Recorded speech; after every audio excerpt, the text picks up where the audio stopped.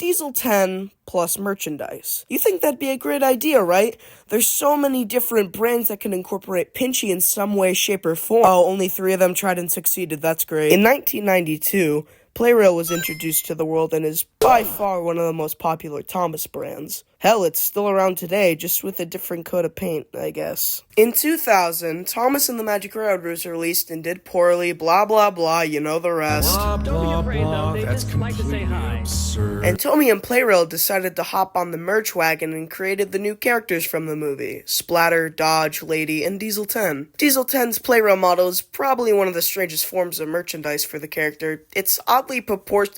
Oh wait, we're doing a review? Oh, oops. Hello everyone, D10 Studios here, back with another review. Today we're going to be reviewing the old PLARAIL Diesel 10, as you can see from that box, which is, if you know what the newer one looks like, that's pretty different. I'll show a picture up right there. But before we get into the actual review of the character, why don't we go through a quick history lesson of the PLARAIL Diesel 10. In 2000, to capitalize on Magic Railroad, they released Diesel 10 with 2 golden trucks and was made using matte paint. In 2003, Motor Road and Rail finally released a Diesel 10, only difference was now it had glossy paint instead of matte. That same year, PLARAIL re-released Diesel 10 with glossy paint and a newer box. In 2005, Motor Road and Rail released a different Diesel 10, this time with a gray truck and 4 curved tracks. In 2007, when Hit Entertainment took over, they put Diesel 10 in the Big Friends line with a normal truck and newly made track. In 2008, Trackmaster released the older style Diesel 10, though this was only a European release. In 2008, Trackmaster gave him an extra truck, and this was surprisingly a Toys R Us exclusive. Pretty weird if you ask me. In 2010, Trackmaster, now owned by Fisher-Price, released Diesel 10 with a screwdriver compartment and an updated face. This was obviously done for Day of the Diesels promotion. In 2012, the older model for PLARAIL was brought back, and even with the return of the matte paint, and is still being sold today. In 2014, Trackmaster Revolution bombed into stores and gave us a new Diesel 10. Oh, why does he look like that? And last but not least, we have...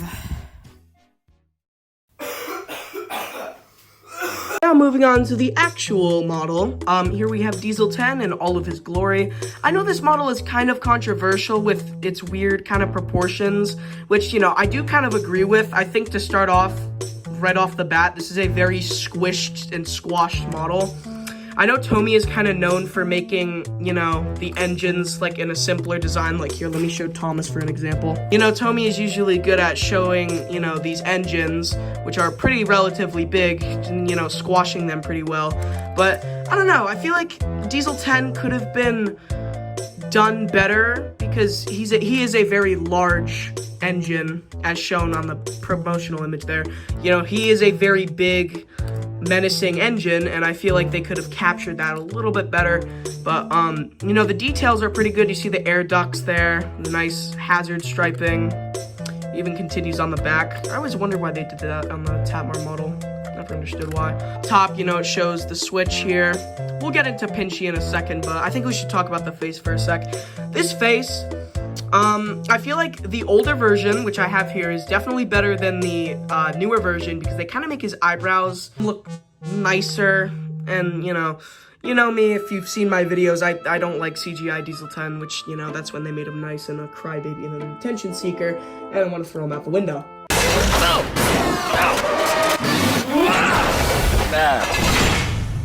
Oh. They even went through the detail of molding in, you know, where his, like, lamps are, so that's a pretty neat thing. This face, I kind of have mixed feelings about it. Like, his eyes, like, look at that, they are sunken into him. They are, like, lodged in the back. Let me show Thomas again. Like, usually they're pretty normal with how they, you know, show their eyes. Like, they're kind of just, like, out like that, but Diesel 10s are, like, sunken in, which... Not gonna lie, kind of looks a little creepy, especially if you, like, tilt him up like that, where, like, the shadowing is, this shadowing is not nice to this guy, let me tell you. Overall, I think the face is alright. It's not too bad, it's not too good. It's just kind of in the middle, you know? Now, I think the next part to talk about is the claw. Now, as someone who's a Diesel 10 collector, I like to have my claws with posability and articulation. This guy does not have much of that. I want to say. His claw, the arm of his claw is kind of molded in, and you can actually still kind of see the details added to his claw, but they're kind of just like, kind of squished into the mold. They're not really sticking out like they should be. You know, I just really wish they had this claw posable, you know? And that's what they did. They did that for the Talk and Action one, but they didn't do it for this one, which, honestly, I'm not really sure why. I mean, if I take him off of here, there was definitely enough room to add, the swivel thing here, and maybe they could have just put the switch at the back here instead of the front, but I can't really change that now, can I? The only posability for this claw is just this. You having fun yet? And if you're a dumb perfectionist like me, you can probably make your own claw, which can be easy if you have the right things. Yeah, I mean, if you want to have a better claw, it's pretty easy to do. This is what I did. I've seen people make ones that use like Lego and such. Hell, I've seen people use the D'Agostini claw, which honestly is probably one of the easier ones to do, but overall a pretty neat model, but I feel like it could use a lot of touch-ups, like maybe giving him, I don't know, maybe instead of the smiling face, they could have done his angry face, because, you know, PLARAIL does make different faces for him, and I feel like the angry face is more iconic than his normal smiling one. But yeah, those are my thoughts on him.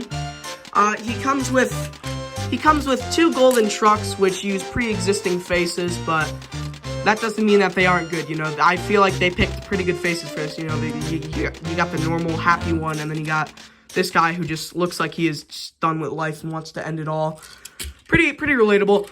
You know, there isn't really much to write home about for the trucks. I mean, you know, they are just trucks, but golden colored. They did the same with Lady too, which was pretty cool. Now that that's done, I think it's time we give him a proper run out on our little mini layout I built here. Just put a battery in him real quick. Test if he runs. That sound is so satisfying. Alright, I think he's ready. Let's just get rid of the box here. I don't know. And let's see him go.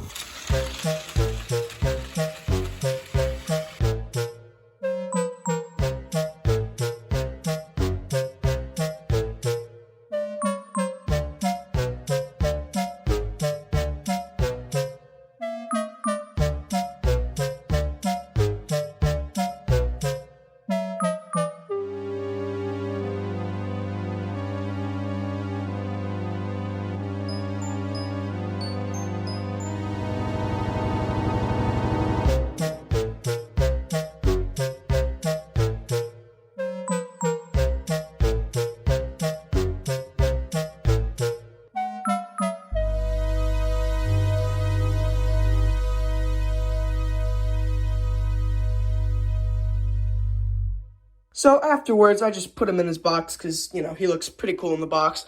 I'm looking at the price tag for this thing. He used to be $20. I paid like $50 for the...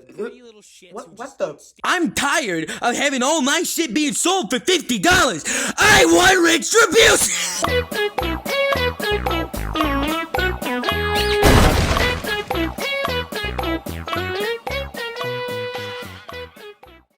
What are you...